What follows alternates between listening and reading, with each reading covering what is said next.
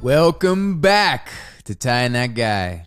I'm Wes Chatham, and this is my good buddy Ty Franck, and we have a double special podcast today because we're going to be talking about one of the greatest films of all time, one of our favorite films of all time. We talk about it all the time in the podcast. This is the first time we're doing a deep dive on it. What is that film, Ty?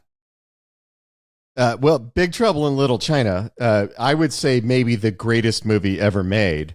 I think it is. What is the list of like the greatest films ever made? I think it might be number one on that. What is it? The Criterion list? If it's not, it also won the Oscar for greatest movie ever made. So, yeah. and to hang out with us, we got the guy whose last name is the highest scoring word in Scrabble, Elias Toufexis. I wonder if that's true. Which, by the way, that last name is bullshit. That you made that up, right? That's like your stage name. Do you know what it means? It means it's in Greek, or it's like Turkish, and Turkish Greek, and it means gunmaker. Really? Yeah, no shit. Or one who fixes guns. When I was starting out, some agent said you should change your name to Elias Gunmaker. And I was like, it's a pretty badass name, but. I'll stick with the Greek. Gunsmith is probably a little easier to say than gunmaker. Yeah, like Elias Gunsmith. But then I felt like I should have to change my first name too, like Johnny Gunsmith. Yeah, Franklin Gunsmith. Elias doesn't work. But anytime you introduce yourself as Elias Gunsmith, you got to like flex and like hiss your biceps and go, "Welcome to the gun show, everybody." Yeah. You know, my favorite misspelling of my name was on my gym membership a few years ago, and it was Toufexis. I actually misspelled it on my gym membership. Well, when you were signing up, the bro that was signing you up with the protein shake as he was drinking it, and you were like, Elias, and he's like, Toufexis, I like it. Yeah, he thought you were just posturing. That's probably exactly what happened. Yeah. But I think your last name is like 130 points in Scrabble. Yeah. I've never researched that time, but I'll check it out. You want to explain to the thousands of people that are listening, or probably we're up to like hundreds of thousands now. When you say Ty, well, at least eight people. At least eight. But somewhere between 8 and hundreds of thousands is where we are. So it could be like 9. 9.5. Do you want to talk about a little bit every role that you've done on The Expanse? I've played every character on The Expanse in different. No, I played. Let's see. The first season, I played Kenzo, the spy who comes aboard the Rokyu who you beat up many times. Then I don't make it, and then I came back for 2 seasons playing the 9-foot-tall proto-molecule creature through performance capture, which was a lot of fun. And I just didn't want to leave. That was the thing. I was like, just keep bringing me back, guys. Honest to God, like, Expanse was, like, it was a joy to go to set. I mean, you've worked on, both of you, I'm sure, have worked on sets where you're like, just feel like you want to work. But The Expanse wasn't like that. It was like, I just want to come hang out. I'm just going to hang out, guys. I'm not going to get paid today, but I'll just come hang out. Can I tell you, Wes, my favorite set story involving Elias? My absolute favorite moment on set with Elias. I can't wait. So it was season 1, and do you remember Ken Fisher, our PA? Yeah, of course. Me or you asking Elias? No, either of you. Yeah. Anyway, so by Ken the way, he moved up, Ty. He did move up, but in season 1, he was the PA, and he was always hanging around trying to do stuff for us. Because like if you're the EP's assistant, you should do stuff for them to justify your existence. So he's always hanging around. That means he was good at his job. And he was good at his job. And Narain was like, we should have Ken do more stuff for us. So we were trying to find more things for Ken to do for us. But somehow in the course of that first season, his name went from Ken to Kenzo because, we had the character Ken. So we just started calling him Kenzo, right? So we're sitting there on set in the in Video Village. God, I kind of remember. Yeah, we're sitting there in Video Village, and Ken goes walking by, and Narain yells out, "Kenzo, get us some coffee." And we didn't realize it, but Elias was kind of standing off to the side, and Elias goes, Okay. How do you guys take it? He was gonna do it, man. He was gonna get us coffee. It wasn't. I'm a nice guy. I was like, that's super nice. And Noreen said, that's the most Canadian thing I've ever seen on set. That's funny. Like any American actor would be like, go fuck yourself. My favorite, I don't know if I ever told you guys this, but my favorite story that I like to tell about The Expanse was you guys, the actors, like to get together on the weekend to read the script together. Mm-hmm. At least in the first season, you guys did that. And so when I got hired on the show, you were gracious enough, you invite me to the read at one of your hotels. We were just sitting around. And the director came, Bill, was his name. And we do the whole read through, and I'm just reading, in my normal voice. And then when we're finished, he takes me to the side and he goes, listen, this is a pretty serious show, and we're trying to keep it realistic. So whatever voice you're putting on, you don't have to do that. And I was like, am I doing a voice? What am I doing? And then later, eventually, he realized when I was just talking. It's like, is that your real voice? It's just me, man. I'm just Stop fucking around with that goofy, weird sounding, despicable voice. And you don't have to keep making that really goofy face. Yeah. Like, just go ahead and use your normal face. Yeah. I don't know what you're doing, but yeah. What role you're trying to play? This is the role of my life, dude. this is how I was made. Literally how I exist. So, yeah. But it's good to know that I have a goofy existing face. Resting goofy face. Right. Well, we're so stoked to be talking about Big Trouble in Little China. And Elias, do you remember the first time you saw this movie? And I was thrilled. Listen, this is a friend indicator for me.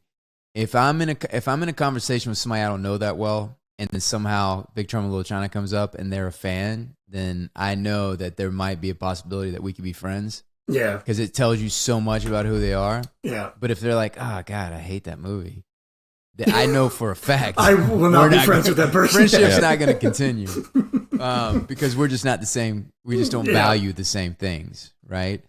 Do you remember when you first saw this movie and the impact that it had on you? Well, the impact has been massive in terms of the movies that you grow up watching, and that was one of them. Form your personality, like you said. And Big Trouble in Little China, man, it had those movies in the 80s and then some in the early 90s. They formed a lot of people's personality, and Big Trouble really formed my personality. And I think I must have seen it on VHS or something. Same thing I saw like Aliens when I was a kid. I remember having a tape of like Big Trouble in Little China, Terminator, Aliens, and I would just like run those just through over and over and over and over again. I know the entire film by heart. The funny thing with you, Wes, is that before we met, I knew about the Gangnam Style video redo. Yeah. Right? Right. But I didn't know it was you. Like, I watched that thing back and forth and back and forth. And then when we worked together, and then much later, I was like, I'm going to watch this again. I'm like, wait a minute. Is that Wes? I can't believe that's Wes. Yeah, I was so jealous and excited that I know you. Because I love, and also, I was going to call him David Lopin. When you got the actors there and the actual actor to come in and do a James Hong. You guys know what I'm talking. Do you know what I'm talking about, Ty? That video? Yeah. Yeah. Oh yeah. Yeah. We got and Joseph, when we put this one out, you'll have to include a link to that video because it's awesome. Yeah. And then my other quick connection to these movies is I was in Vancouver, I think, and I was auditioning for this low budget film, and the director was Nick Castle. No. Yeah, and he directs? Yeah, he actually directed The Last Starfighter, if you remember that movie. No. Yeah, and so he was directing this movie with Was it a horror movie? No, it was like a sci-fi fantasy type movie. I know him and Carpenter are good friends. Yeah. So if you remember, the music at the end of the film, at the end of Big Trouble, is Nick Castle and John Carpenter singing the theme, the Big Trouble. And so when I was a kid, me and my buddies would go into our little basement where we would play, where we would like hang out, and we would pretend to do the music video to Big Trouble in Little China. Like, we couldn't actually play the instruments, but we would always turn it on and be like, "You could feel the wind." And I told that to Nick Castle, and I'm convinced that that's why he cast me. What year was in the it? movie. This was like 2000. 2008, 2007. Yeah, and for everybody listening, Nick Castle, who is the guy that played Mike Myers, who was the guy behind the mask. Yeah, he's the guy behind the mask, and then he did the music to Big Trouble in Little China, and so he didn't do the music, but he did that song. Yeah. When did you first see this movie, if you remember it? Oh, in my early teens on VHS, so like the 90s, early 90s. And then I just ran through it. Like I said, I just ran through it and through it. It was probably my dad probably taped it or something. And I mean, that's how I discovered movies. Now it's easy. But for us, when we're growing up, it's like, if I couldn't go see it, like when RoboCop came out, I mean, or when it was when it was in the theaters, I was way too young. But even when it came out on video and stuff, I couldn't see it. I couldn't go rent it. So how did I see it? Is my dad recorded it off of some cinema channel. And then I was like, oh, RoboCop, I'm going to watch this at 12 years old, which I shouldn't have been doing. But it's the same thing. But Big Trouble in Little China was one of those films, and I just devoured it. And I still quote it. You know those movies that you just quote randomly, you don't even realize you're quoting it? Like, everybody relax, I'm here. I say that all the time. Just randomly. I say that. We talked about this before we started, but I say, oh, God, no, what is that? Don't tell me. When he sees the Guardian. All that kind of stuff. It's just Jack Burton is, I mean, we'll get into this, but he's just like this.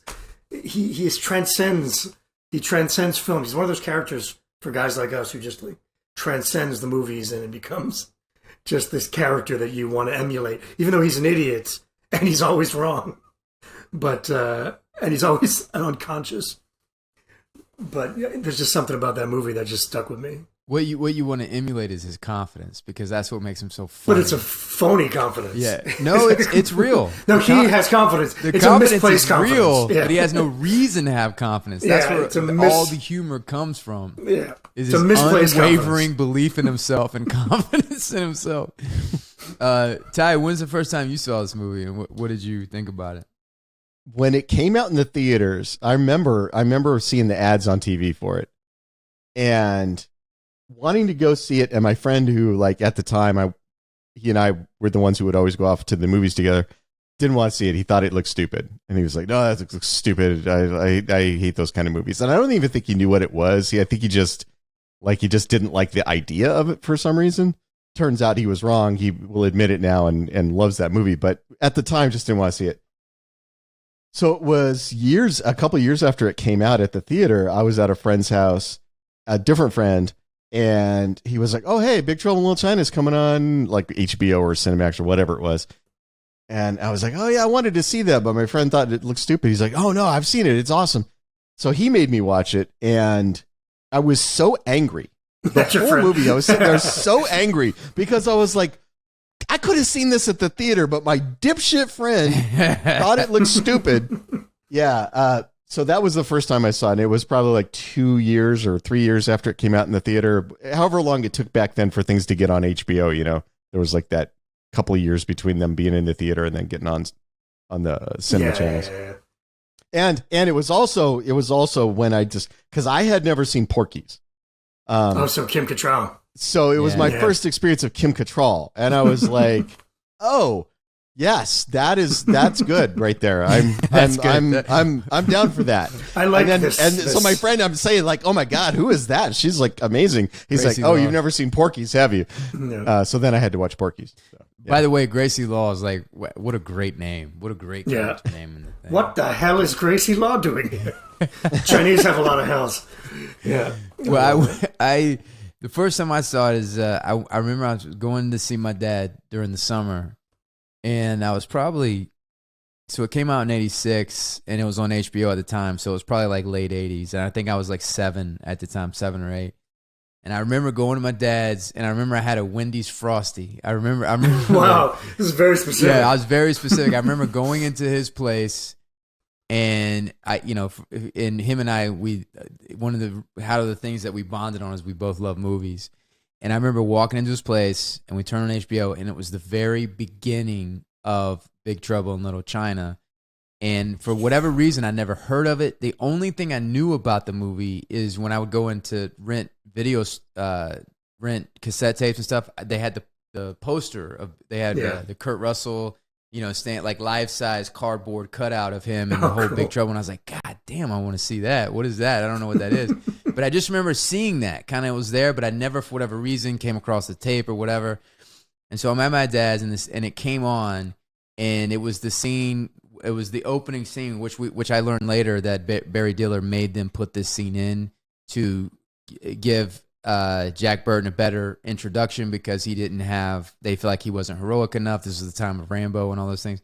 So, and by the way, I usually am against that, and I usually wouldn't like that, but because I saw it as a kid, and that opening scene had enough mystery when they were talking, when he was saying, "Do you believe in magic?" And he was like, you leave Jack Burton out of this. This is, and then the whole time, and I'm like, and then he held up his hands and had electricity go in between his hands, and I was fucking in. That was one of the great, and I was like, I don't know what this is, but I am along for the ride. And it was, every now and then you watch a movie at a time, and I love when a movie comes out of nowhere, right? I was sitting there and I was eating my Frosty from Wendy's. It was freezing in my dad's place. He always kept it freezing. It was in the summertime, and this movie came on, and I was like, I am in. And it was every now and then you come across a movie where you're like, they made this movie specifically for me. They know everything. They know what makes me laugh. They know that I love kung fu. They love that I know that I like horror and magic and all of that shit. And it was just so much fun from the very beginning. And I remember watching that movie, and it was such a great experience. And a lot of, you love affairs movies deals with that very first time you saw it, like that kind of adrenaline rush or that endorphin high you get from seeing it. You're always chasing it. But that movie is a movie kind of like it continue. No matter how many times I see it, it never gets old. I'm never not entertained or enjoy that movie. And it wasn't until recently that I realized that there are people out there that don't like it. That don't think it's a good movie. Oh my God, are you kidding? Yeah, but I showed my 9-year-old, and he loves it. He loves it now, and he's 9, so it's great to see. Like the next generation that we have to take care of to make sure they've seen it. So the people who love that movie are either 9-year-olds or people who never got a better than 9-year-old sense of humor. So like for Wes and I know that's the case with us, that like our sense of humor never developed beyond about, 9-10 years old. Maybe so that just maybe. Works. That movie just works. Yeah. And when you're 9 or 10, that movie is like designed for your brain. Man. It's perfect. If you consider yourself sophisticated, if you consider yourself like, a grown up, then probably it doesn't work for you as well. Yeah, but then you still gotta appreciate what they do. If you appreciate film, you can appreciate that film. But I get what you're saying. It's not made for that. But what's interesting is that there was a lot of blowback and rightfully so from the Asian community, with the movie and how they were portrayed. But the reality is they really make fun of Americans. Jack Burton really do. is the embodiment of the Western American masculine male. He talks like John Wayne. He's so full of bravado, but he in so many different ways, and he's kind of clumsy and kind of fumbles his way through everything. And so he kind of has that, and that I think that's what makes it. That's the source of his humor, is his unwavering confidence in himself, and he doesn't really have much reason to be confident, but he has no idea that he's not the hero of the movie. You ever watch a movie like I do? I just did this with Big Trouble in Little China the other day because in preparation for this, I went back and watched a bunch of it. And you ever do this where you've just known this movie your whole life, so you can't possibly see it with fresh eyes. You just can't. You know it by heart. And I tried to see it with fresh eyes this time, and the only thing I found was it's really, really funny that he shows up at the end and does nothing for like 20 minutes. He's either unconscious or under the guy with the sword for like 20 straight minutes, and you're like, oh my God, he really is doing nothing. So he has to do something, or literally this movie is completely having him as the lead is redundant. And then of course he saves everything. But he does it by fluke. He does it by instinct. He doesn't do it like he doesn't have some cunning plan that does it. It's just like, oh, got it. There's the moment where he's trying to get his knife out of his boot, and there's that big fight scene. Yeah, and he pulls it out, and it flies behind the boxes. So then he goes to get the knife again, and then and he goes and jumps with his gun, but the fight's already over, and he didn't do anything. But it keeps happening. It's the best part of the movie. But it keeps happening. To think of what a courageous choice that was, and interest as we're getting into this film and kind of the choice of Kurt Russell to star in this film. Kurt Russell. I listened to the commentary before we did this, but he talks about at the time, he's like, nothing I was doing was really hitting. Nothing I was doing was really working. And if you go look at those movies, it's all movies that we love. Yeah, and, The Thing. And what's interesting, and Elias, you can understand this, is what's interesting is we think of Kurt Russell as like a fully formed, movie star. A beloved actor, and I'm a Kurt Russell fan. He's in my top 3 of all time. I just love Kurt Russell. I watch anything he does, and I love all the movies that he's done. It's hard for me to picture a time where he was having a tough time. So his transition from Disney into being taken seriously as an actor was a pretty rough one. And John Carpenter was a big reason that Kurt Russell has the career that he had, because he took a chance with him with playing Elvis in the TV film, and that was one of the highly rated thing. And then Escape from New York and The Thing, and then continuing from there. And it's interesting to me because he even said to Carpenter, are you sure you want me in this film? Because I haven't been doing well. And, I look back at those movies that he's talking about, and I'm like, what are you fucking talking about? These movies are fantastic. And it's hard to think, you just think that there's people that are just established and they're up there, but you don't, you forget about the road that they had to come to be appreciated and kind of do the work that they do. Yeah. It also has to do with the fact of like what you're saying, like The Thing didn't do well. It didn't do well critically. It didn't do well at the box office. And then Big Trouble in Little China was the same thing. It didn't do very well. And you look back and you're like, what are these people crazy? This isn't The Thing and Big Trouble in Little China are 2 of the greatest movies ever made. But they didn't do well. So I can understand why he was nervous. In fact, if it wasn't for Christine, when John Carpenter directed Christine, that was a giant hit. I don't think they would have given him Big Trouble in Little China. What's funny is Carpenter and Russell say in the commentary, they say, there's so many people come up to us and say, man, The Thing, that was before its time. Man, Escape from New York, that was before its time, man. That's a classic. And then Big Trouble in Little China, man, that was before. And he goes, we don't want to make movies that are before its time. We want to make movies in the moment. Like, it's like they get appreciated 20 years after the fact. It'd be nice to be appreciated while we're doing that. And it's, I would say that Carpenter's whole career, he struggled with being just a little ahead of the curve. Halloween, of course, was a big hit for him, but it really started the whole slasher genre. He sort of created that genre with that movie. And over and over again, he was making these movies that in retrospect, we go, oh, well, yeah, that was the first of whatever that type of movie was. It was way ahead of the curve. It didn't find an audience when it first came out. But now, it's beloved. Everybody owns a copy of it in their video collection, Yeah, he really struggled with that for a while. That's, I guess that's the danger of being a trendsetter like that. Yeah, like you think about They Live and Escape from New York and just these movies that I look at so fondly, just hit after hit. It was the other day, Jordan Peele even said it, because somebody tweeted at Jordan Peele, like, you got to start talking about you as one of the best directors of all time, horror directors of all time, because from Get Out to Us to Nope, it's like 3 big hits and successful horror films. And Jordan Peele tweeted back, John Carpenter, basically. He's like, I'm never going to catch up to John Carpenter. Yeah, his tweet was basically John Carpenter still exists. Yeah, I can't be the best.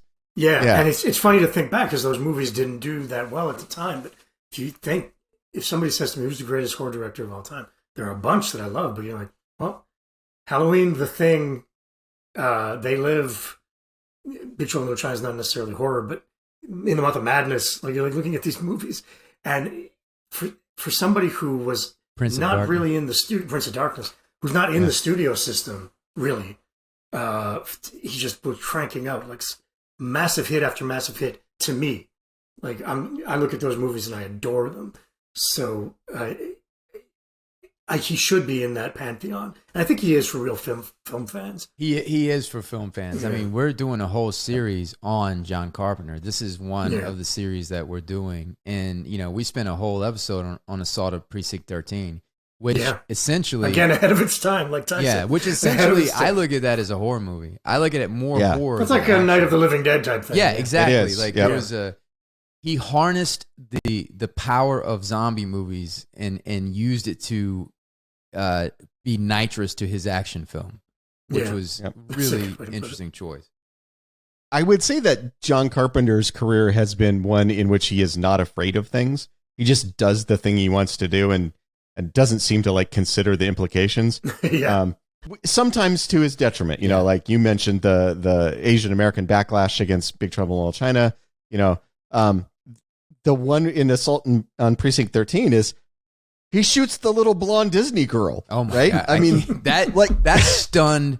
And I was watching that for our podcast, and that was my first time watching it, and I was like, "What? How did you get away? What?"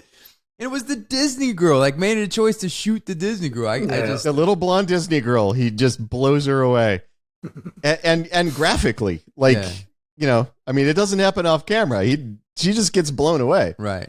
So I think his lack of fear about that kind of stuff probably created some of the issues he dealt with career-wise, but it's also the reason we adore him because his stuff is so genuine and so clearly from the heart. Right. I mean, he's making the movie he wants to make.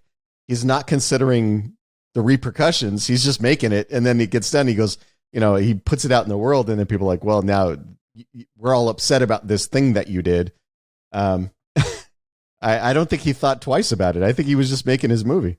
You know, a movie of his that I actually legitimately like, it got a lot of backlash, was the Vampires movie.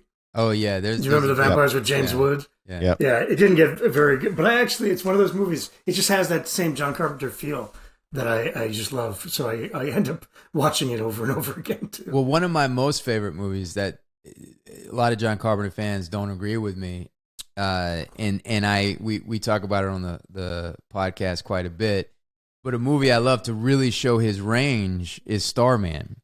And I love Starman. How do you not love Starman? And I mean, that is a love story that fucking works for me, man. Yeah. Like, it gives me every the time. music is so good. Yeah, it's that just Starman theme is so good. It's so well done. I mean, he and it was a hit, and people forget, like, the guy that did these movies also did Starman, which was a very it was a really cool action sci-fi idea, but it was really, the heart of it was a love story, and it worked on all the different levels, and it was really great. Yeah, I really like Starman. I love Jeff Daniels, and I still Jeff Bridges, excuse me, and I still think to this day of when he says he sees the lights and he's repeating what the human version of him said, and he says, "Red light stop, green light go, yellow light go very fast." Yep. He said that in the movie, and every time I see a yellow light, I think of Starman because of that. Victor Wong, which I'm a big fan of, and all the movies that he's done. But in that opening scene, which I've learned in doing research for this, is he just left his son's wake. They made him do this so the movie was finished. This was an extra sting that Barry Diller made them do. His son was a lead singer of a punk rock, he's a guitarist of this band, and he got an altercation some night, and he fell some tragic accident, and he died. And so Victor Wong had to, after his son's wake, come and do this scene. And if you go back and watch that scene, there is definitely a little bit of you can see a little bit of delirium in his eyes, and there's tears in his eyes. And he's a little bit shaky. And it's just horrible to think that he would have, I mean, it's after his wake to come shoot this scene. Jesus, I didn't know that. Yeah. That's a new thing I didn't know about that movie. And the screenplay was originally a Western. Yeah, I knew that. And they stole Jack Burton's horse. Yep. And he was working on the railroad, and then to follow his horse, it brought him deep into Chinatown. And I think, as a Western, and at that time, I think that would have worked really well, because I think it would have worked, but weren't Westerns like kind of on the downslope? But that's the point. I mean, Western 80s. Every time it would have worked, but nobody would have funded it. I know what you mean. Yeah. I mean, Westerns are always on a downslope until they're not. Until somebody comes and kind of until Unforgiven or Open Range or something like that comes out. What was it? I think I remember reading something about like Heaven's Gate had come out. It was a Western, it was like a Civil War Western, but it bombed so bad that studios were like, I'm not touching Westerns. And that's exactly when the script would have been like kicking around Hollywood. WD, it would have been good. Your guy, Buckaroo Banzai wrote this movie. Richter, W.D. Richter. Ty and I are big Buckaroo Banzai fans. I love Buckaroo Banzai. So let's talk about that. That opening scene I said earlier about how Barry Diller made him do that opening scene. I liked it. It worked for me. The inciting incident, like them coming in, or the inciting scene is like, what's the guy's name? He was the X-Files guy, right? The lawyer, and he was interviewing him. He's like, look, if you want me to come work for you, you got to. What's this magic bullshit you're talking about? You leave Jack Burton alone. What did you think of it? We are in his debt. I mean, I don't think the movie needs it. Yeah, I do like that. It's funny looking back on it, because you have the idea looking back on that scene after you've seen the film. I mean, because he really doesn't do anything heroic until the last moment. Yeah. So them saying, we are in his debt, he showed great courage, is kind of giving you this like, okay, when is he going to show this? When is he going to do something? But the thing is him not doing something is almost like a sleight of hand, because if you would have asked me when I first saw it as a kid and afterwards, I would have thought clearly he did more than he did. It's only when you watch it closely and you're like, he doesn't do a goddamn thing. It's like when he's riding through Chinatown and both gangs come from each side and he pulls his knife out like that, and you're like, oh, he's about to do some shit. Nah, he doesn't do shit. And but the fact that he does kill Lopan at the end, it puts him in the argument to actually be the protagonist. But clearly, Dennis, his partner, is the guy it's really his movie. Yeah, he's the hero. He gets the girl. I feel like that opening though shows that the studio didn't quite have the courage of their convictions, because I think they were worried that Jack Burton's not going to come across heroic enough through most of the movie, and so they tacked on this little thing at the beginning to center the movie on him. I don't think they needed that. I think it was fine. I think most people watching it have the initial experience you had, Wes, which is you watch it and you just he's the handsome white American guy. Of course he's the hero, right? You don't even think twice about it. And it's only on second and third and fourth viewings that you go, wait a minute, he's dropping his knife, he's getting knocked out by stuff. Like he never actually quite pulls off a hero moment. And that's the genius of the movie. So I think that thing that they forced them to do, where they brought him in to film that little prologue, I don't think it hurts. I don't think it destroys the movie by any means, but I don't think it helps it either. Do you think it was their version of a text scroll? I think it was their version of having the alien ship show up at the beginning of Predator. Predator. Yeah. Oh yeah. It was that. It was like we're scared that people aren't going to get it, so we're going to put in this totally pointless little prologue to make sure everybody gets it, and then we'll show you the movie. And in almost every case, when you're watching movies like that, once you're aware of what a studio note is, like I can smell a studio note from 1,000 miles away. That's a studio I'm note. watching a movie, I go, that was a studio note. That thing that just happened was a studio note. Yeah. And it's always the person going, do you get it? Do you get what's happening? Do you get it? That's what it always is. And so things like this little prologue in Big Trouble in Little China, or the prologue in Predator, those kinds of moments like are clearly studio notes where like, are we sure people are going to understand? Well, here, let's put this little bullshit scene in. But for me, when he did the little magic between his two hands, that gave me a sense. It's kind of like in Raiders of the Lost Ark when he breaks the light and he breaks the light and it shoots the blow darts. It gives you a sense of like, oh, this is a fairy tale. This is a fantasy. We're getting into like the rules are going to be different within this thing that we're going into. I think you get exactly the same thing just watching the movie, though. So if you just cut that prologue out, exactly. I mean, the first time a guy comes down out of the sky riding on a lightning bolt, you're going to understand some shit's going on. Yeah, I think, but when you were, so, again, like if I watch this as the savvy moviegoer I am now, I might have a different experience. But as a kid watching it, it put me in the zone. It did everything it needed to do when I saw the magic shooting back and forth between his hands and there was a mystery. You leave Jack Burton out. I'm like, who the fuck's Jack Burton? And then cut to the pork chopper press is just barreling down the highway. And I'm like, I am fucking in. And so for me, it worked. Now I understand from a movie purist point of view, you don't need it. It doesn't move anything along. It doesn't give you anything new. The movie would have worked without it. But it is one of those gross studio notes, but for whatever reason, it worked for me. I was a fan of it. What do you think, Elias? Yeah, you can tell it's a studio note as you get older and learn about film. But I always really like the electricity and that's how it always starts, really small. Yeah, like really small. You're like, ooh, yeah. And then, same like you. I love too how Jack Burton's just talking shit on the CB, and like, who's he talking to? And it's just anybody who's listening. I could just picture him go off in the airwaves, and he thinks like what he says is like his wisdom just going out there that they need to hear. He's doing them a favor. Jack Burton, that's who. Well, I mean, Pork chop check is in the mail. If somebody asks him, "Have you paid your dues?" Yes, check is in the mail. Check is in the mail.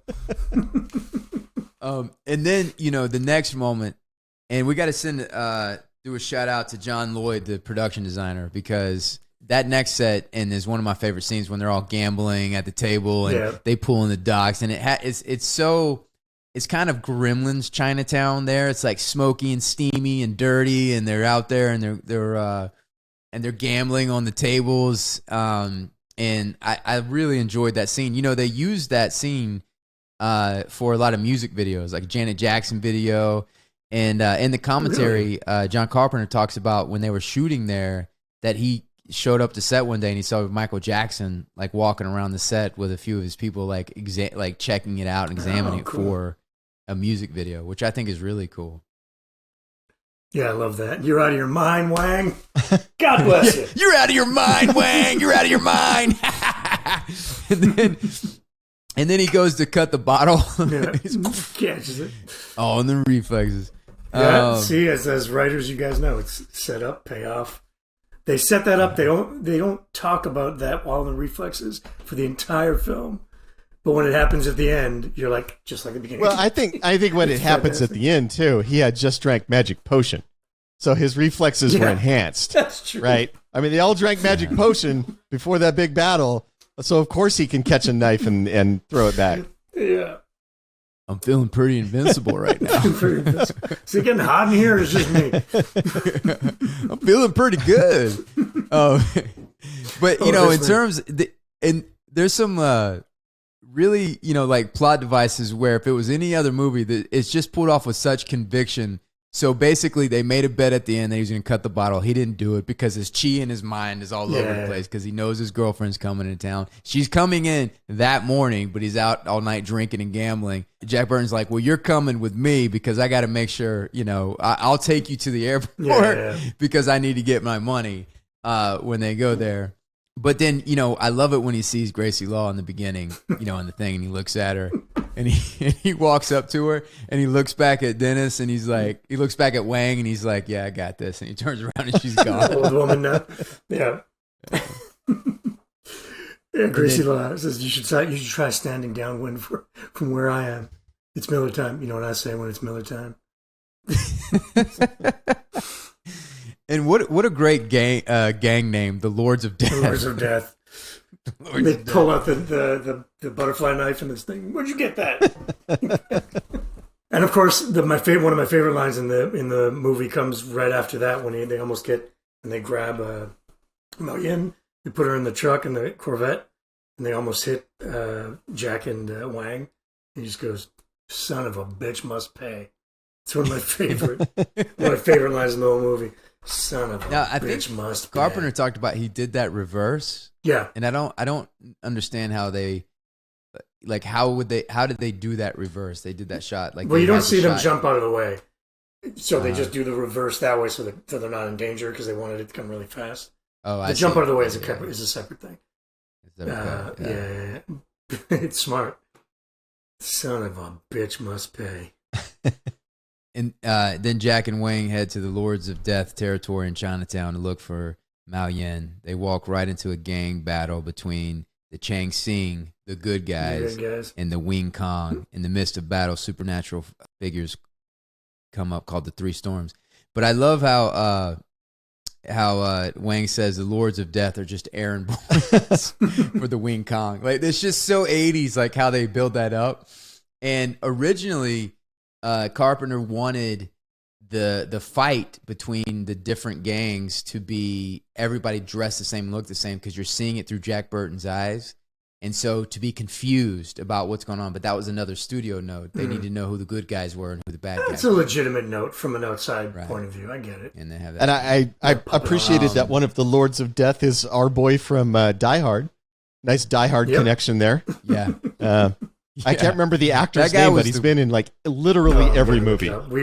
We owe it to him to say his name. He was the bad guy. He was the bad guy. He's in every movie. There was some kind of, I don't know if it was in the LA Times or there was like there's some kind of like Al Leong. It was that's right. Al Leong. Yep. There was like an article about him, like an article praising all the bad guy of the 80s and all the stuff that he did. He was the henchman of the 80s in those Hershey bars in Die Hard. I mean, he's not just a henchman in Die Hard. He's also the guy who steals the Nestle Crunch bar out of the out of the display case when he's getting ready to have a gunfight. Yep. And he's in Lethal Weapon. He's torturing Mel Gibson in Lethal Weapon. That's right. He was that guy in the 80s, man. Yep. And when they're doing their face-off, and I mean, these guys are kung fu masters. People got guns. People got, these crazy weapons. And then Jack Burton pulls out his knife like he's ready to brawl. Yeah. And what's interesting is when John Carpenter was working with a writer in the studio, there was the big question that took them a while to figure out is Jack Burton, does he know, is he going to have this level of fighting capability? Right. Does he have some kind of, and ultimately they decided, and this was a thing all the way up to the end, and ultimately they said, like, no, it's Jack Burton. He doesn't do anything. And when he does, it's like Western fighting, like old, like John Wayne, the wereback, like punch. Yeah. Kind of like when he punches Wind in the face like twice and the guy doesn't flinch. He just nods. Well, I mean, he's a truck driver. He spends all day sitting in his big rig. He's not in the dojo sharpening his skills. My favorite part of that scene is when he sees Lo Pan come out and the light blinds him. He's like, "Don't look, Jack. Don't look, Jack. I already did. Don't. I won't." And that was a great introduction to Lo Pan. Oh yeah, that's a great way. He's standing there, and then Jack goes to run him over, and also a great introduction to the Three Storms, and you see who they are and what their powers are, and what makes them unique and what makes them special. And they're flying out when he's going to do that, and then Jack Burton goes to run over Lo Pan, and he goes underneath, comes out the other side. I gotta say though, like you said, this movie it's fantasy, right? It's like it's a fairy tale. But if I'm Jack Burton, the minute a dude shows up riding on a lightning bolt, I'm out. I'd be like, exactly. But he does do that. Dude. He does, like, he turns to Wang, he's like, and Wang's like, no questions, just go. The dude just rode in on a lightning bolt. I don't think I'm equipped for this. I don't have any anti-lightning powers. Now that I say that out loud, I know exactly what you mean. Now that I say that out loud, how genius of it. I know this is a trope that's done in a bunch of movies where you put the person who doesn't know anything as the lead because he has to be explained everything so the audience understands it. I get it. But I love he has to be explained everything. So everything, like, and then that moment there where we say all this crazy stuff, and he just turns to Wang. He's like, and Wang just goes, "No questions, just go." He's like, "No questions, just drive, just drive." It's so good. And he stops him and washes his eyes out with a mud puddle. Yeah, with a mud puddle, and it works somehow. Yeah, and then it works somehow, and he can see. You're right. Yeah, I'm all right. And that's when he loses his poncho. That he takes off 1980s surfer poncho. Yeah. And another great line there is when they get out and they go, "Hey, Wang Chi," and Kurt Russell turns to Wang and goes, "They know your name." It's like, that's not good. And then we get the hell out of there. It's great, just great, back to back to back to back to back, just constant in that movie. So then they go back and they kind of regroup. And your favorite is this when they go back and regroup? Is this when Kurt Russell's on the phone? Yeah, your favorite thing, talking to the insurance company. Yeah, and he's talking to the insurance company. And they go, "China is here," and he goes, "What the hell does that mean? I don't even know what the hell that means." And he goes over there. He goes, "All I know is this Lopan character came out with bolts coming out of his eyes, and his friends are flying around cutting the people to shreds." Yeah, that was great. And then Gracie Law shows up. Yeah, and Gracie Law and her knowledge of Chinatown. That's where you learn that she was raised in Chinatown, because. And we'll get to that part later, but there was a little bit of like, wait a minute, so she has green eyes, so he can marry her too. And I guess because she's from Chinatown, but we'll get to that when we get to that point. But they figure out that she's probably being held at a brothel called the White Tiger. Yeah. And so they set off to try to go there, and they dress Kurt Russell up. Is David Swanson? Is that what his name is? Henry Swanson. Henry Swanson. Henry Swanson's my name. Excitement's my game.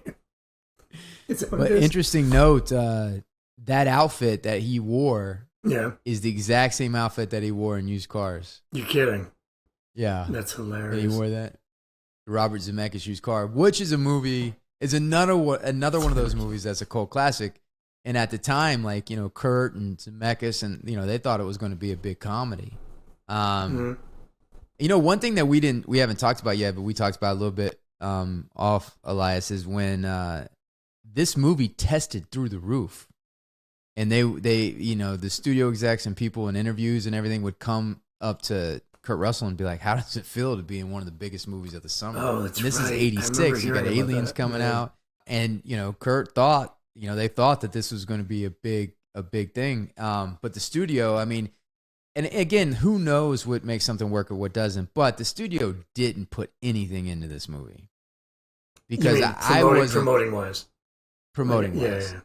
Because I wasn't aware of it at the time. I mean, I remember seeing some posters in the video store, but yeah, I think they did that to John Carpenter a lot. Like, I don't think The Thing got any sort of crazy promotion, and maybe Christine did because it was a Stephen King movie. But they get to the White Tiger. And he goes in there and he starts questioning him, and then the three storms show up and they rip the roof off of the thing, and they show up, and that's a great moment, great scene. Yeah, it doesn't feel fair that, like, if you're just like a regular truck driver, dude, it doesn't feel fair that other people in the world have magic powers. Like, like that's like some next level stuff. If you're gonna fight the bad guys, they should not have magic powers. And then that's the first time you see the green flame on the roof that the lawyer talks about at the beginning of the movie. And it was Gracie Law's idea is that they are probably at the Wing Kong Exchange, and that's Lopan's headquarters and everything. They go back. I will say, I read Roger Ebert's review of it, and his criticism was, and I can see it, is basically they regroup. They go to the Wing Kong Exchange. They go underground, and they have this adventure. Then they escape. Then they go back and underground, have an adventure, and escape. The second and third act kind of do repeat itself, and I do in this watching, even though I love it, and I'm entertained, I do feel it run out of a little bit of steam going into the third act. And it isn't until it starts to pick up, like with the with the big battle after they drink the potion and stuff like that. But a little bit of them going, it is a little bit repetitive. Yeah. Do you agree? I mean, they went in and they barely got out, and then they said, well, you weren't supposed. Basically, Egg Shen's like, we're all gonna go with you this time. Like that first time, so you shouldn't have done this by yourself. Essentially, now we're all gonna go with you. So I get story wise why they did it, but I understand. Yeah, I guess. Yeah, it's true. They go in, they get out, and they go back in, and then they have to get out. Because the thing is you could have set something up different. Either when they went back the first time, they didn't do the underground Wing Kong exchange, and maybe there was something else that. And then when they go back the third time, you're repeating a beat, you're repeating an idea, kind of coming through, well, and there's I think some of that is driven by budgetary things. I think they're trying to keep some of those sequences small. Because they can't build a whole new dramatic series of sets. They can't go to a completely different location. They got to keep it very contained. Well, they did though. They did. I mean, you think because the prison and the pen, that's a completely different thing. That was a different part of LA. And then the neon skull face, going in there, whatever, that was a completely different set. So even the undergrounds look different because the first underground, they were in the water with all the bodies and the hell of the upside down sinners. Yep. Yeah, the upside down sinners and all of those things. And you went back and it was a completely different thing. And it looked different fight scene. And they were you remember when the monster comes out of the tunnel and he goes, "May you never come out again," and he throws the thing and he goes, What? What'll come out no more? What'll come out again? Ah, damn. Yeah. And then That's a great moment too. Yeah, everything Kurt Russell says in this movie is fantastic. What's interesting is that all the ritual shit that's going on, that's kind of killing time. Like they got swords that, there's one where like all the storms are doing their thing in slow motion. And then they have the swords that they touch, and they touch each other's fingers, and they go up, and then they touch the skull. Like there's all this kind of a lot of lore. Crazy. A lot of lore, and they really do through that. Having Jack not know anything, they really are able to explain it in a non-boring way. Like we'll get to when he first meets Lopan, but that's my favorite scene in the whole movie when he meets old man Lopan for the first time. Yeah, that's when they're. Because when they're in jail, that's where we learn who Lopan was. Yeah. That's when Wang tells Jack who Lopan is. Yep. And he was this great warrior, wizard. He got defeated, and now he needs to marry a lady with green eyes. And sacrifice. Let marry and sacrifice.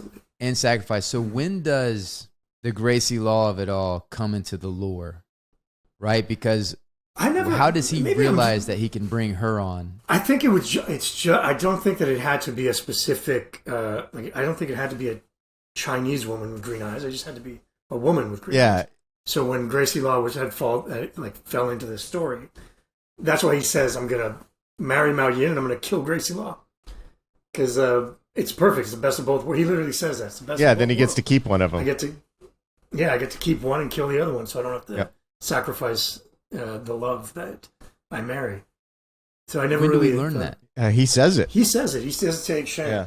Remember, actually, I had my favorite part when man? he sees the Guardian, the thing with a bunch of eyes.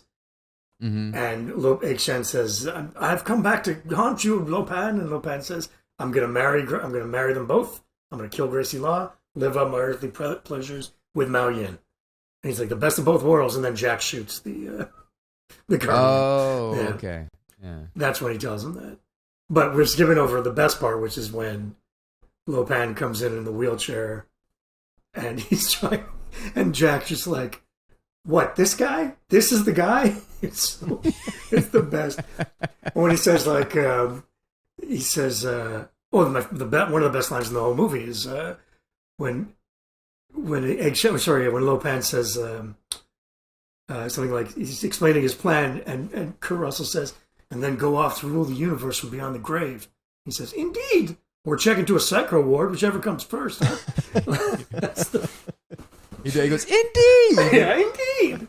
And then the other thing Dov Lopan says that I quote all the time is, "These are friends of yours? Now this really pisses me off to no end." It's a good moment. I love talking about this movie. I ain't talking about forever. Well, we keep sort of skipping around my favorite characters. So I love Jack Burton. I love Lopan. I love all those guys. But my absolute favorite character in this movie is Egg. Oh, okay. I am an Egg fan, and he's got some great moments in these sequences. Egg is amazing. We were talking about the 6-demon bag earlier. Yeah, I should have worn my 6-demon bag shirt. I have a shirt that says Egg Shed and 6-demon bag. It's in my suitcase. Sensational. What's in it? Sensational. What do we do? Drink it? Yeah, thought so. Yeah. There was another big LA Times article on Victor Wong, which is where I learned about the him having to go do that opening scene after his son's wake. And Ty, I know you love I know you love metal and punk and all that stuff. So you might even have heard of his band. Something Terror. I can't remember the name off of it. Joseph, do you have that at your fingertips? No, I don't. But I will find it and put it in via B-roll. Is their first escape when because we may be trapped? When Jack Burton, like the first underground escape of Jack Burton, when he opens up the door and he sees all the people there, and he shuts it and goes, "We may be trapped." That's the thing, right? Again, every time he's going to have a heroic moment, except the end, something fucks it up, and it's that like opens the door. Nope, we're not getting out of here. And then that's when he jumps off the screen with the knife, and the knife goes flying. And then he comes back. Oh yeah, and then he gets in that, wipes them all. And Wayne kicks everybody's ass, and then he's like, "Ah!" And it's already done. Everybody's gone. And then they're finally getting out. They're finally, they break out. Reach for the sky, when they come out and they're doing the thing. And that beast thing, which is cool because there's a beast. That what's interesting is when you first see that beast, you think that's going to be a big part of the whole thing, right? But it snatches Gracie Law and pulls her into the walls. But it's interesting because the beast doesn't really come back till the very end, and he's in his truck. Yeah, it's true. No, well, it grabs Gracie Law and then she kicks in the balls. And then it runs. That's near the end when they're chasing Lopan. But you're like, what's the story with this thing? It's like this beast monster that's just there. Like what? Lopan is a wizard, man. He's got monsters. It's like that thing that comes out, it will come out no more. The giant bug thing that grabs the guy that you mentioned. What'll come out no more? That thing. I mean, in classic wizard fashion, he's got a beholder in his lair, guarding his lair. So it doesn't surprise me he's also got a beast monster. Now that we're going back to the underground again for the second time, and Next Gen is like, we're going to do this right. And he's got his boys, and they show up. And they're heading down that tunnel. May the wings of liberty never lose. This is where he produces the magic potion too, right? Yep. Cheers. And he does that, and like Wes said, that little speech. May the wings of liberty never lose a feather. I love when one of the guys bite the head off a fish and then offer it to Jack. And he offers it if you want any. But when I see them drink that potion, and all of a sudden they feel good, they get courage, I'm like, oh, it's whiskey. You mean like whiskey? It does the same thing for me.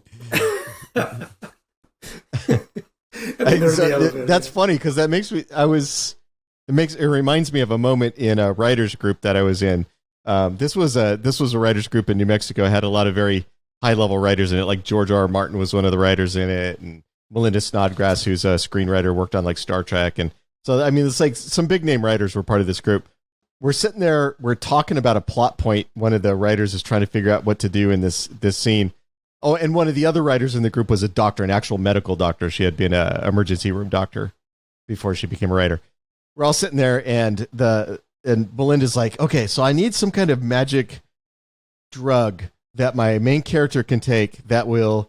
He's been really badly injured and he's really tired. I need him to take this drug, this magic drug, and like it makes all the pain go away and it gives him a lot of energy and it allows him to finish the fight. And the doctor goes, cocaine. Just give him cocaine. He'll be fine. Just making me think of like magic potion. Magic potion. It's just whiskey. Just whiskey and coke. He's fine. It's just fancy smoky whiskey. That's all it is. Feeling pretty good. Kind of invincible. Feeling pretty invincible right about now. And then there's that long, awkward pause. He's like, not in here. It's just me. And I love, too, there's some great background acting because he They're looks at nodding them and they and make eye contact and they're like, yeah, like they're all vibing it. Yeah, they're looking at each other in the back. They're like, yeah, it's good stuff. And so now he's all pumped, and this is the knife moment. All the repetitiveness that really pays off when he jumps out. And he's like, ah, and he shoots and it knocks the rocks and it knocks him out and hits the ground. So good. And you know what? At this time in the 80s, this is the time of contracts with like Stallone and Schwarzenegger and Dolph Lundgren, where they can't lose a fight. They're contracted. They can't lose a fight. This was what makes me love Kurt Russell so much. He's like did the inverse of that. He completely embraced this idea, this making fun of Rambo, right? This making fun of that bravado, and fully committed to it. I mean, that was a courageous thing to do in 1986. Sure. I understand the criticisms that the movie took from some of the Asian American community, and I'm certainly not going to argue against that. But I think the thing that makes, in my mind, the thing that makes it okay is, like you were saying, Wes, the movie makes fun of Americans. It doesn't make fun of Chinese Americans. It makes fun of white Americans. Like that this idea of our own exceptionalism, like totally unjustified idea of our exceptionalism, that like, of course we're the hero. We're square-jawed white American dudes. Of course we kick ass. Of course we're going to win the day, right? And the sort of cluelessness that's connected to that, that's what makes this movie work. Is he's not a bad guy, and he's not, and like he's clearly he clearly has no disrespect for the Chinese characters. Like he's friends with them, so I mean, it's not like he's not racist or anything. But they're Chinese guys. He's the white dude. Of course that makes him the hero. Like he doesn't even question it. Like of course that's how it works, right? And just goes through the whole movie, never questioning that assumption, like assuming he's the hero the whole way through. And just cluelessly missing all of the hints telling him that he's not. Like what you're talking about, where like, he jumps out and his partner has already kicked everybody's ass.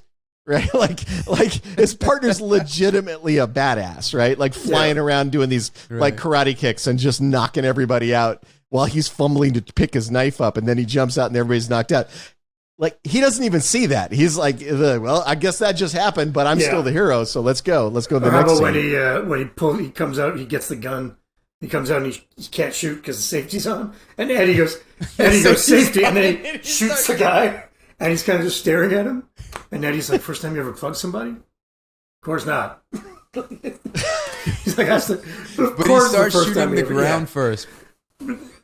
Because he's like, your safety's on, and his gun's pointed at the ground, and it surprises him when it goes off, and he's like, and the gun goes up, and he shoots the gun. It's one of those characters that is lightning in a bottle, because if you tried to do that now, it very likely would fail. It was just had to be that script with John Carpenter, with Kurt Russell. It's one of those things. I think Kurt Russell had a lot to do with that. I think because Kurt Russell is so inherently he's so comfortable in his skin and comfortable what it is that, and I think it really depends on, and I think Kurt Russell's the one of the rare guys that can pull that off. It's a combination of things. One, Kurt Russell is incredibly charismatic. Yeah. Every scene he's in, you just want to love him, right? You just want to, because he's got so much raw charisma. And if at any moment he winks at the camera, if at any moment he gives any sign that he's in on the joke, the whole thing fails. Yeah, 100%. He has to play that whole movie 100% straight. Yeah. That the ridiculous nature of Jack Burton is 100% straight. He's never in on the joke. He absolutely believes he's the hero of the story. He never winks at the camera, not even once. And you have to do that. And I think that's a brave move. I think a lot of actors, especially like Wes was saying in '86, man. Imagine? Yeah. They'd be very uncomfortable with that. They'd want to let the audience know they're in on the joke so that they don't look foolish. And the minute you do that, you ruin the whole thing. For sure. And to second your point, first of all, you have to be 100% committed to those choices. But to second the point is most people would not be likable in those choices. Yeah. That would be an unlikable formula for a character where you'd be like, God, I mean, it could be funny, but it would be funny in hating the guy. Only Kurt Russell is you would like him in that role, in that character. You would still like him, and not only like him, it makes you laugh. You enjoy everything about him. I mean, he's, we're quoting a guy who's kind of a buffoon. He's oblivious to the fact that he has all these flaws. Whereas the reality is, like, most of the time you quote, like a John Wick kind of character or something like that. But he's a guy that we quote as if he is the hero because we're in on the joke. We think it's hilarious. We think that whole thing is hilarious. And I mean, again, as I said, he's very charismatic, but he's also, he may not be the hero of this story, but he's a good guy. He wants to help. Yeah. He wants to save the girls. He wants to defeat the bad guy. He wants to help his friends. He doesn't want to admit that I just want my truck back. I want my truck back. Is all he's playing it cool. Like, he just wants his truck back. But he's actually a good you guy. can tell that he's a good guy. He wants to help. Yep.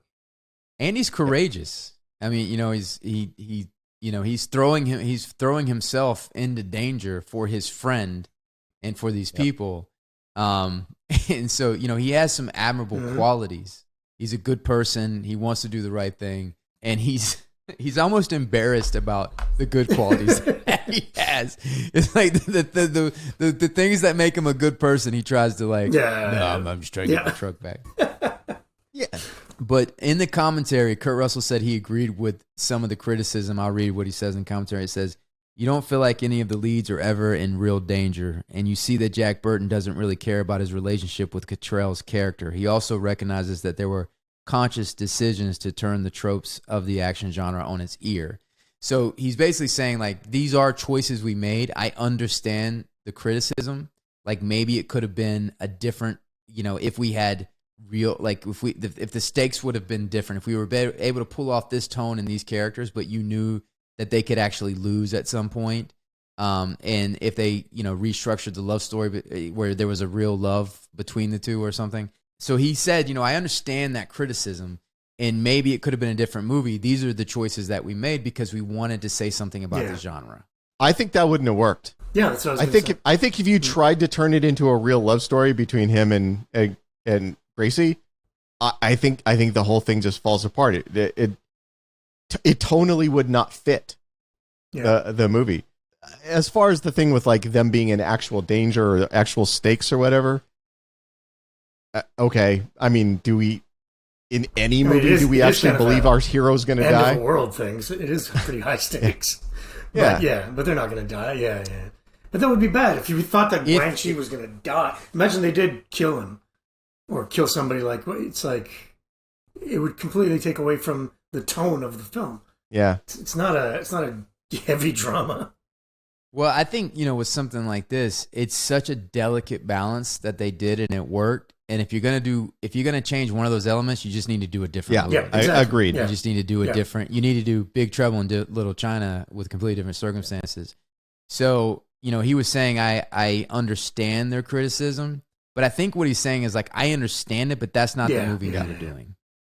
So I understand the movie they wanted to see, at this time or whatever, but the purpose of this was to flip that on its head. And that's what people are getting right now. If it was one of those movies, we would not be doing a podcast devoted to a movie that came out 30-something years ago. Yeah.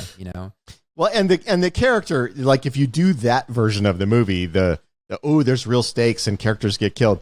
The character that is set up to die is Egg because he's the wizard. Yeah, Egg. So he's the Obi-Wan character. He's Gandalf, right? Yeah. He's the guy who has to die to show that the quest is dangerous. I'm glad they didn't kill Egg. I love Egg. I don't want him to die. He's awesome. I'm glad he makes it to the end. It would have been weird. And that final battle is bad fucking ass. I mean, this was Crouching Tiger, Hidden Dragon before Crouching Tiger. The idea Hidden of Egg with the two stones and this thing, and then the samurais and the flying in the air and the sword fighting. Yeah. They're going to why Jack Burton's trapped under that Jack Burton's big sumo guy. You can see them just writing it going, there's nothing he could do in this battle that would be successful. So let's just keep him incapacitated for the entire battle. And then he'll chase Gracie Law and save her. Yeah. And save the whole world. what's interesting is I just assumed that this was all wire work and everything, but this was trampoline work. A lot of it, yeah. Which is really cool with how they shot it and how they did it. And what was really kind of creative and interesting is when when Lopan and Egg-Shin are fighting and their powers are hitting each other, and then their powers turn into ancient fighters. The two samurais. And they start sword fighting. So cool, in the thing. man. It's like, that was so cool. And I remember as a kid just being like mind blown. Remember he's doing this? Like, this is one of the greatest. And then he's wielding. Well, they're playing a video game. They're playing a magic video game, right? Got to do those special moves with your character to take the other character out. Yeah. Cheat codes. And then again, should have the little lore, life bars over them. The lore of the whole thing is that they basically have a draw, and then Lopan says, "You never could beat me, Egg-Shin." So there's all this history that is just in every frame of that movie. You never could beat me, Egg-Shin. I love that stuff. And all the what you're saying, all the lure. It's like John Carpenter created this whole magical lure with all these rituals and things. And the reality is there's so many notes that you'll get. There's moments like this. Like, let's say that if I said to you, "Hey, I got this idea," and when they're in there's like magical sword that they have touched together, and they touch the fingers on the eye of Ra or whatever, and all the spiritual storms got to dance in a ceremony to win them over. You would see those images and you would say, "Well, it doesn't make sense. Why is this, and how do I connect to this?" But what's interesting is you see it in just a montage of these images, and you just buy it. Yeah. You just get it. You're like, I guess maybe this is the ceremony before the wedding to purify something or make something work. Because we're all Jack Burton. We're all like, yeah, sure, whatever. That's fine. If it was easy to resurrect the spirit of an ancient warrior wizard, everybody would be doing it, right? It's got to be hard. Yeah, you got to have all that stuff, and you got to have a glow in the dark giant skull with neon lights on it, man. That's how you do it. What I love about, there's a bit of wish fulfillment with John Carpenter. I feel like, how many conversations have we had, Ty, where like, what would be cool? This would be a cool movie where you have an idea. Well, Carpenter has those conversations, and he goes and makes those movies. And he makes them, and he makes them well. So there's a little bit of like, Assault on Precinct 13, or They Live. Like, They Live is a buddy conversation that is like hanging out late one 100%. night, drinking a little, smoking a little, and like, hey, what if this thing? And he goes off and he fucking makes them. But not only does he make them, he does the highest version of what that idea could be. And there's a bit of like, and the thing is that kind of freedom and that creative freedom, he needs to be fast and loose. In studios, they question you to death. They make you overthink things to death. And that's why he never thrived in the studio system, because he gets inspiration. He just got to fucking do it. And what I've found in common with all of these movies and the thread since we were doing the John Carpenter series is he did the Halloween soundtrack in a day. He did the Assault on 13, the whole soundtrack, Assault on Precinct 13, in a day. So he's kind of a guy that's like, he just puts his head down and fucking does it. He doesn't overthink things. He doesn't be like, well, if this sword touches this and they touch the thing, what is this about? He's like, no, this is a cool image. And I think people would just be like, hey, I get it. I buy it.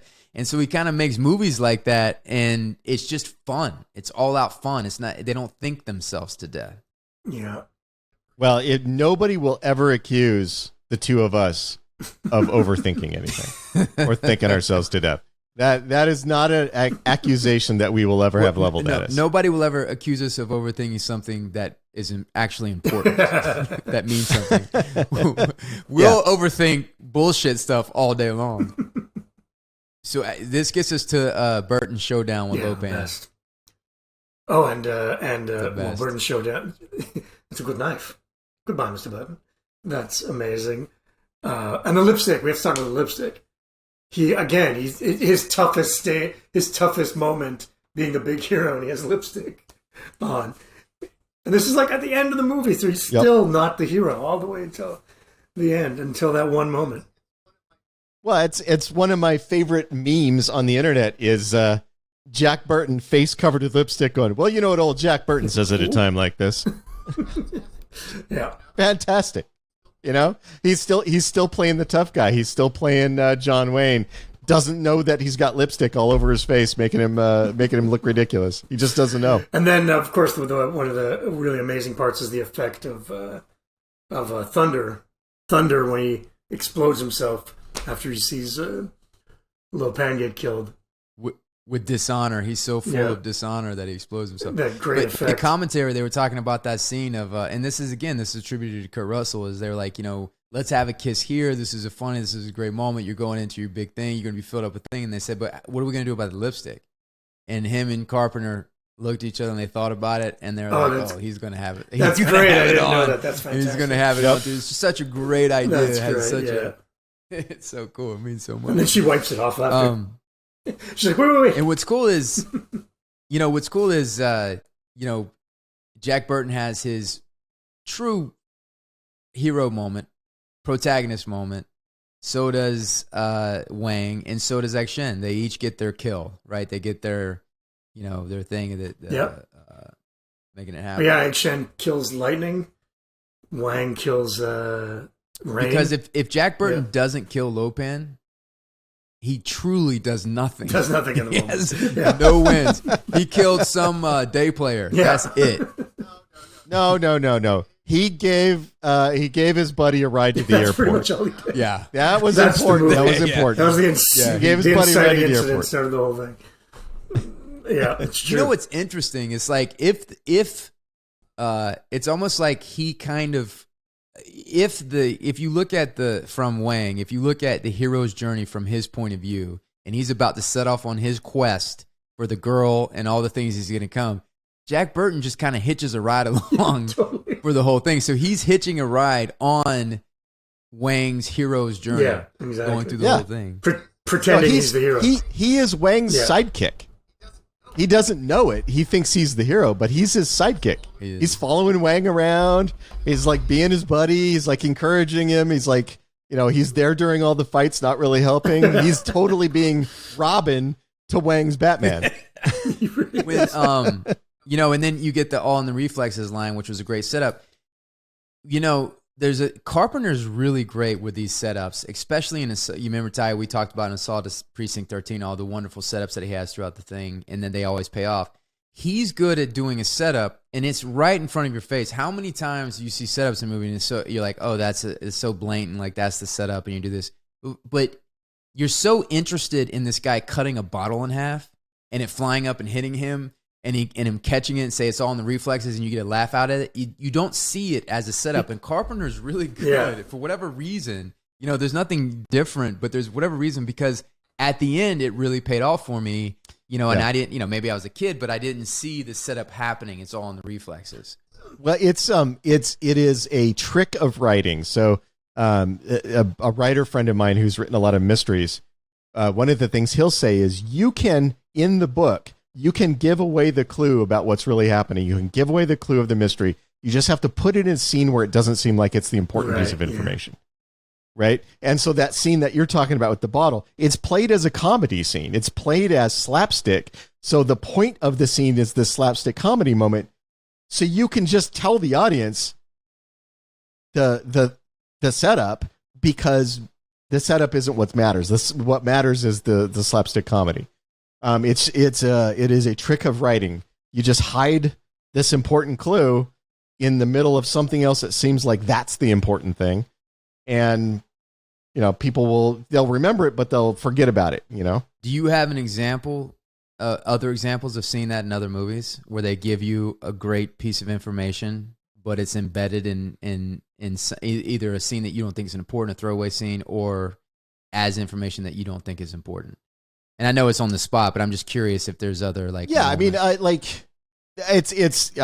having a hard time coming up with exact examples, but it's used all the time. I mean, like if you look at the movie Seven, when Kevin Spacey's character says, "You have your beautiful girlfriend, I really envy you," and you don't think anything of it, but the guy has been killing people based on the 7 sins this entire time, and we all sort of forgot that envy is one of the 7 sins.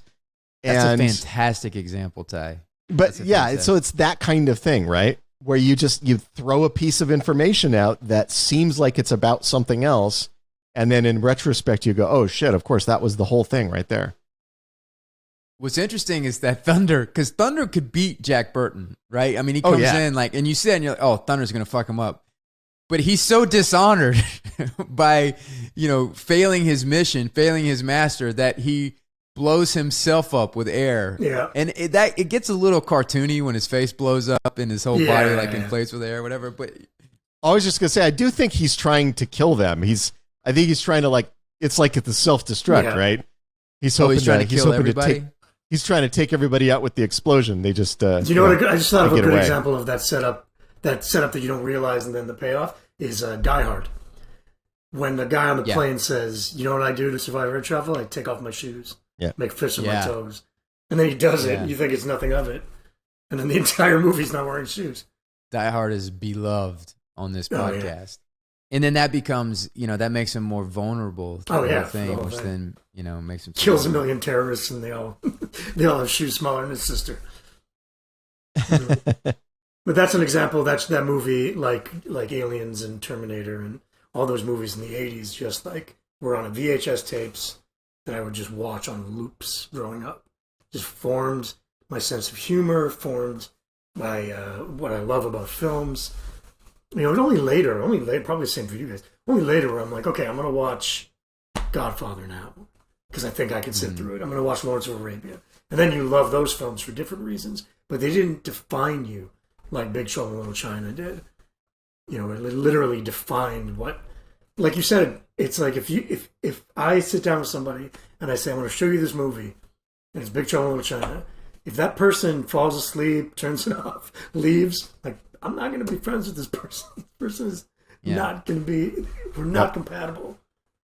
Well, I remember, it's funny, you bring that up, Elias. It's like, it really comes when you fall in love with movies. Like when movies is magical for you and it really sweeps you up. If you love story, you love story. And there's levels of that story. There's story through genre. Genre can go all across the spectrum.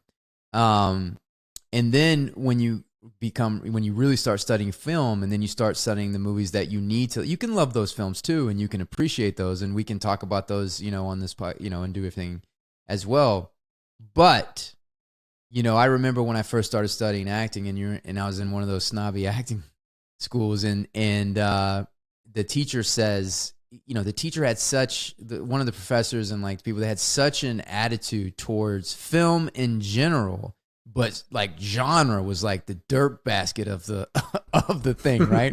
It was all about theater and the classics of the theater. And I can go across the spectrum, and I love the theater that they talk about, and it moves me too. But that's not where the magic is. That's not where it started for me. And I remember, like I think on the first day they were kind of saying like, why is everybody here? Like what is the thing that inspired them? And they go through, and there's all these kids, and they talk about, the first time I saw Chekhov and the Cherry Orchard, and the first time I saw Shakespeare, and I'm like, Jesus Christ, it's getting to me, and I'm like, I got Terminator in my head, and I'm like, I don't know what these people are talking about, and then I was like, fuck it, and I started talking about the films that I love, and the things that really inspired me. And it was kind of like, oh fuck, he's one of those guys, and then as the semester progressed, and you realize that they have that is the waste, that is the trash can of the art, is they see popular cinema as like the waste bin of the art, and I'm like, this is what Spielberg is a bad name in these theater things, and I'm like, are you fucking kidding me? He's the greatest. And so I realized at that point I'm at odds, but you just have to follow your passion, follow what it is. Because, if you think about James Cameron, how talented he is across the spectrum, you can't tell me that somebody that's as smart, he's, Kubrick's brilliance with camera and technique and lighting, but he also writes his own stuff, and he also has the level of vulnerability and, he, the sensitivity as a storyteller. He can tell love. He can, horror, all cross genres or whatever. That guy's brilliant, and he's an artist. And, this whole kind of, and that's why I love doing things like these, are people that just unabashedly love these type of things, this type of cinema. We could talk about it from all across the spectrum, but this is where we fell in love with movies. This is the thing that got us, because like you talk about your dad and your VHS. This was me and my dad's thing. My dad showed me The Thing. That's where I heard. And then Me too. when Big Drum of Little China, and I was like, that's McCready on this. He's the hero in this, and I was fucking on board, you know. And that's when I fell in love. And my dad was also an Elvis fanatic, and that's when I first saw Kurt as Elvis. And so, you know, and then that's where the magic is. And then that is the juice that, you know, is the motivation for me that, you know, makes me love the things that we do. And I think, you know, imagine being a part of a movie that affected you like the first time you saw Alien or the first time you saw Big Trouble in Little China, you know, and that you can affect somebody else like that. Yeah, I've met John Carpenter a few times, and I know his wife, Sandy. She's great. She's really, really cool. And the hardest thing in the world for me is to talk with either of them and not be like, do you realize how much you affected my life? Like, I want to say that every time I talk to them.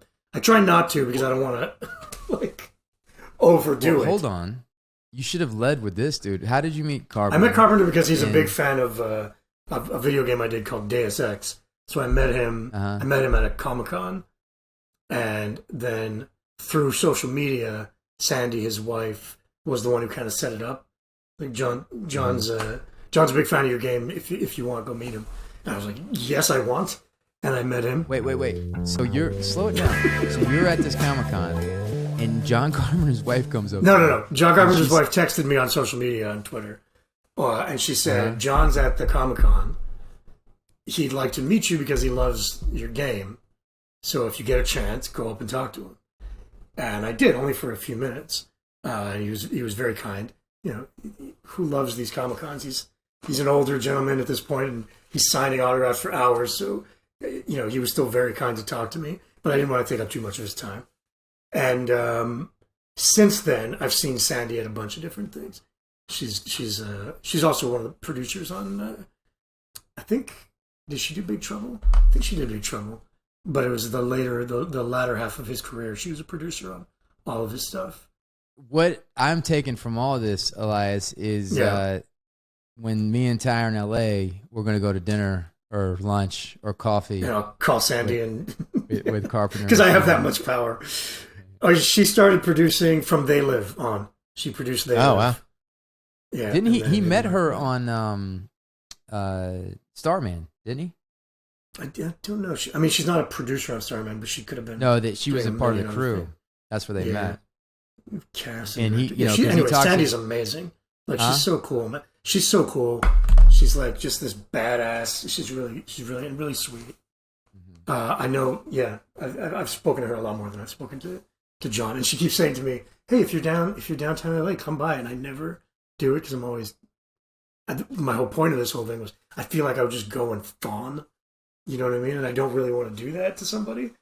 I just could be going in there like, do you understand? You should take Wes and me over there. Yeah. You guys can fawn. I have a connection to the thing that he loves, so I have an in. Wes doesn't, but you know, I don't have any in. Well, yeah, because he probably doesn't. He probably doesn't like Star Wars. I'll say that Wes is my son. There you go. Yeah. But the so when you need to get over yourself, Elias. You need to get over that fucking stigma. Yeah. When we're in LA, get over your shit, man. We're all going to coffee with John Carpenter. All right, I'll try. I'll do my best. But my point about all of it is that, like you said, it's a thing that formed so much of me, that the John Carpenter movies in particular, and the James Cameron movies and things like that. So when you meet these people, you want to go, it's not so much that you made good movies, is that you made these things that literally like made me to a degree, made me the person I am today, or at least what I love. You know, you made me realize what it is I love about these things. That is speaking to what you're trying to say of, like, imagine being one of the people who made these movies that have such an effect on an entire generation of people, which I guess happens every year. You know, like I watch my kids watching something and they're obsessed with it, and so I guess they have that same feeling in it. But I don't know, it was just John Carpenter is special, and that Big Trouble in Little China is special.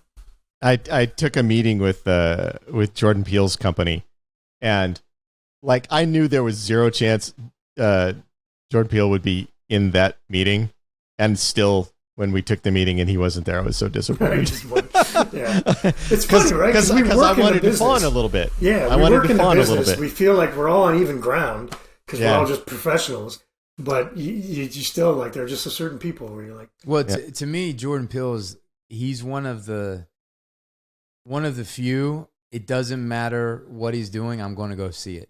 yeah. Yeah. You know, he's like a Tarantino. Like if Jordan Peele, and I just have you seen Nope yet, Elias? I haven't. I was going to go tomorrow actually. After Have work. you seen it yet, Ty? No, I don't go to theaters. You know that. Yeah, that's right. So let's wrap this up. And you know, the ending is fitting of Jack Burton where he doesn't kiss the girl at the end. He chooses not to. He chooses not to. Yeah. Which, by the way, is the first time in this movie that I don't like Jack Burton, because when Kim Cattrall is throwing herself at you, Then you do it. when she is throwing herself at you, you sell your truck, you move to San Francisco. Yeah, he no longer makes sense to me as a character when he walks. That's when I broke my suspension of disbelief. Yeah. What? Because nobody believes that you would Especially, you know, he's playing a red-blooded American male. do that. Yeah. You know, and Kim Cattrall is throwing herself at him, and Yep. and I understand they're flipping the genre on their head, but come on, Yeah. like, there's Come a limit. on, man. There's a limit to that. There's a ton of us watching where we're like, yeah, bro, and yeah, he drops the ball on that. And then one of my another favorite lines is when he says, "We really shook the pillars of heaven, didn't we, Wayne?" Yep. And I like Great line. you know, his rants into the CB to no one, and the platitudes, but he has no idea that they're platitudes, and he, you know, the pillar. We really shook the pillars of heaven. There's something so unique and different about when they sound like, oh, I think I know what he's saying. But then when you really listen to him, the way that he speaks, his wisdom is just so different. It's unlike anything I've seen before, you know? And like, check is in the mail. Like, where does that shit come from? Like, Well, okay, so that is, but you know, I know we're wrapping up, but that is the classic Jack Burton persona. Is we talked about he has this incredible confidence that is not really deserved. It's sort of like this unearned confidence. Jack Burton believes he is a lot smarter than he actually is. He thinks he has some deep wisdom here. Yeah. He's laying some wisdom out for us, and I think he's that guy that, like, he's the guy who's like always like trying to give you advice, and you love him so much you don't tell him his advice is all terrible. Like, you just go along with it. You're like, all right, Jax, thanks for helping me out, buddy. I think he's that guy. He thinks, like, we all have that friend, right? Yeah, he thinks he's so wise that he flips an open channel on a CB, which is that version of a podcast. That's him having his podcast, like his a philosophy podcast. Yeah. That's Jack Burton's philosophy podcast that he feels like hundreds of thousands of people are listening on the other end. That he's really dropping changing some lives. knowledge on the airwaves, man. What a great writing tool to like just define your character in the first 30 seconds, right? Just a guy who talks to nobody on the radio because he feels like his wisdom should be heard. That's fantastic. Do we, Joseph? Do we have a top 5 for this? I think we're doing best quotes. Elias, will you do us the honor? We'll read you read the quotes, and then we choose the top 5, our top 5 favorite. So I'm reading these four or five quotes on here. No, there's 6 quotes? 16 quotes. Oh, good lord! He's like, I don't know about that. We usually have the guests read them, but you don't have to if you don't want to. I'll read 16. All right, let's do it. So So Wang Chi says, "You ready, Jack?" Jack says, "I was born ready." And then, of course, "Have you paid your dues, Jack?" "Yes, sir. The check is in the mail." "Everybody relax. I'm here." Look, I'm a reasonable guy, but I've just experienced some very unreasonable things. My favorite? Oh, That's my God. Favorite. No, please. What is that? Don't tell me. This is my favorite. This is your favorite. What the hell does that mean, huh? China is here. I don't even know what the hell that means. All I know is this Lo Pan character comes out of thin air in the middle of the goddamn alley where his buddies are flying around on wires, cutting everybody to threads, and he just stands there waiting for me to drive my truck straight through him with light coming out of his mouth. What's great is when he does the straight through him, he puts almost a question on it. He goes, Yeah. wait for me to drive my truck straight through him with lightning coming out of his mouth. So good. And this is when he started the insurance company. He says, look, I'm going to tell you about an accident. I don't want to hear act of God. And then another one of your favorites was, it will come out no more. What? Huh? What'll come out no more? Come on. And he looks back. Damn it. This is, of course, my favorite. And then Chang-Di will be happy, my curse will be lifted, and go off and rule the universe from beyond the grave. Indeed. We'll check into a psycho ward, whichever comes first, huh? So good. All right. Halfway done. This is Jack Burton in the Pork Shop Express, and I'm talking to who's ever listening out there. Again, one classic. Oh, yeah. Lopan, which Lopan? Little old basket case on wheels. Lopan, which Lopan? Little old basket case on wheels of the 10-foot tall roadblock. Or, of course, when he leans in. Are you crazy, huh? Yeah. Are you crazy? Is that your problem? No, he means it, Jack. I forgot about this line. I'd go with you, but I know there's a problem with your face. That's a great one. My son says this all the time. It's my favorite thing. Every time I send him to the park, he says, if I'm not back by dawn, call the president. Call the president. He says, yeah, we can do that one. It's fine. I took something. I can see things no one else can see. Why are you dressed like that? Okay. This is what he says. From now on, it's a nice false front. Okay, on 3 we go. 1, 2, 3. We may be trapped.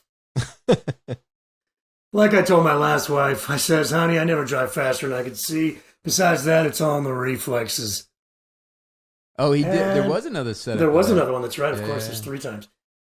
And then the last one is, just remember what old Jack Burton does when the earth quakes and the poison arrows fall from the sky and pillars of heaven shake. Yeah, Jack Burton just looks that big old storm right square in the eye and says, give me your best shot, pal. I can take it. There is a lot of, the pillars of heaven, and stuff like that. There is a lot of setups that he kind of goes like that. Yep. But where's the may the wings of liberty never lose a feather? Yeah. We so it's to the Army and the Navy and the battles they have won, to the colors of the flag, the colors that never run. May the wings of liberty never lose a feather. Yeah, that's it. Yeah, that's not on there. And my favorite's not on there. Like, what is it? 6-demon bag. Sensational. What's in it? What's that potion? I would put those 2 in the top 5 that we just said. Yeah, that's a good one. Man, top 5, that's really hard. Everybody relax, I'm here is yeah. That's great. Check is in the this is impossible. Top 5 for Jack Burton? Yeah. Everything he says is incredible. Yeah, for me Elias, it's gonna be, oh God, easy, no. Everybody would be able to do it. That's right. For me, it's in the top 5 for no is my, oh God, please. What is that? Don't tell me. That's one of my favorites. Scroll up. Yes. Sensational. What is it? What's in it? Everybody relax. I'm a reasonable guy, but I've just seen some pretty unreasonable things. That's got to be in there. Yeah. Yeah, the reasonable guy and reasonable things is very quotable in a wide variety of situations. You ready, Jack? I was born ready. I mean, check is in the mail is so classic. Yeah, that is that's sort of his signature line. Yeah, it's almost too classic. It's in terms of the top 5 because check in the. I mean, that's the one that everybody remembers from the movie. Which I mean, I guess you can argue either way. Like, it belongs in the top 5 because it is the signature quote that it comes from. It's probably the one that's most quoted. But it doesn't make me laugh. Like, I'm a pretty reasonable guy. Yeah, I know you like that one. I even like when he's like, who? Jack Burton. That's who. Me. Yeah. Shall I scroll down? Yes. I guess that's not really a quote. That's really just a phone conversation. The hell does that mean, huh? China is here. I don't even know what the hell that means. I'm going to tell you about an accident, and I don't want to hear back to God. That's great, too. It'll come out no more. What'll come out no more? My feeling is the top 5 should be ones that you can quote and you don't need to be looking at the scene to get why it's funny. Yeah. Because some of this stuff, if you're not looking at what's happening on screen, the quote doesn't work.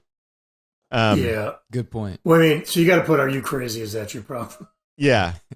I mean, what's the one about there's something wrong with her face? Oh, that's a good I'd go one. with you, but I understand there's something wrong with your face. I know. There's a problem with your face. That's right. Yeah. Okay. Put that at the top for now, or yeah. I also really think, because as you said, it's one that you can use in your everyday life. The hold the fort and keep the home fires burning. If we're not back by dawn, call the president. Yeah, I mean, that's a very usable line. For me, quotable lines are the ones that you can use in like your everyday conversation.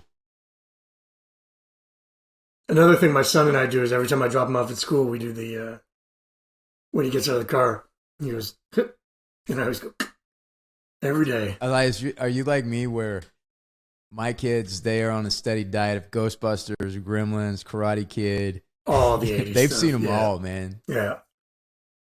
And it's gotten to the point now where, I'll start showing him more violent films like Predator and fast forward some parts. But for the most part, it's just he loves Predator, he loves Terminator.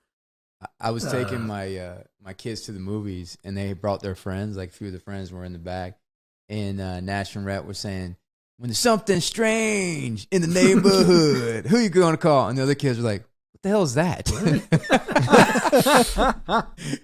Are they? What is that? And I'm like, "Oh my god!" so are we ranking these? Yeah, where are we What's at? number 1? Well, we got 5. Okay, good. All right, let's see the rank 5. Oh, there they are. 1, 2. Oh, I see. Problem with your face, 16 bag. Oh, man, that's hard. them. That's tough. I mean, I think in terms of like really usable, like here's to the Army and Navy and battles that we have won. Here's to America's colors, the colors that never run. Jack Burton, may the wings of liberty never lose a feather. Shit, I don't know, man. Yeah, it's too hard. Take these 5 and mix them up randomly. Yeah, let's just do it 5 without any order. Yep. All right. Yeah, I admit I use the so like nobody ever gets it. Like you guys would get it, which is why I like you guys. But like people will be like, "Oh yeah, I made a castle." Like, terrific, sensational. What's in it? I've heard you use that before, Ty, many times Yep. on the set of The Expanse. Sensational. What's that? What's in it? Perfect. It just works for every situation. I know there's a problem with your face. That's fantastic. Yeah, I just think we have a top 5. We don't need to rank them. Yeah. Cool. Elias, this is a lot of fun. If there was another movie that you would definitely want to be a part of, what would that movie be? Predator? Oh, man. I mean, if you guys are going to do, like, nothing, Big Trouble in Little China is on another echelon for me, but, like, anything in the, like, just, shoot out if you need a guess for anything that you're doing in the 80s, any, or the early 90s. Terminator Is there 2 any was a that big you one really, for me. like, I can't miss that one? I don't know. I mean, like, for me, but it would have to be going back. Like, if you guys were going to do, like, a thing about Orson Welles or something, and be like, I want to get on that. If you guys are going forward, I mean... Oh yeah, Orson Welles man, huh? Oh, yeah. You already did Die Hard, right? Die Hard would be one. The Star Trek 2 for me is a big one. The second Star Trek, The Wrath of Khan. Oh yeah. Oh yeah. That's a Wes big one for me. doesn't love Wrath of Khan as much as we do because he doesn't like the mullets and That's legitimate, I guess. He has Yeah. man boob envy. Yeah. He does. You watch that movie? Who doesn't envy Ricardo Montalban's cleavage? Well, real chest, by the way, real chest, and director confirmed, not fake. I never was the Star Trek guy. I was Star Wars guy. Yeah. And but I saw Wrath of Khan later, and I appreciated it. You know, it's a great movie. It's a legitimately really great movie. It was really moving at the end. Yeah. Cool, Elias. This was fun. And then thanks guys. Thanks for inviting me. Whenever we do something that we know you'll like, we'll have you back. That was awesome. Thank you guys for hanging out. This was a good time. Say goodbye, Ty. Goodbye, Ty.